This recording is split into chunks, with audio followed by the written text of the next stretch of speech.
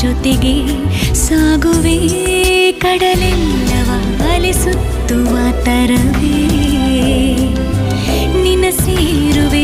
ಸೇರುವೆ ನನ್ನೋಲವೇ ಸಂಜು ಮತ್ತು ಗೀತ ಸೇರಬೇಕು ಅಂತ ಬರೆದಾಗಿದೆ ಇಂದು ಬ್ರಹ್ಮ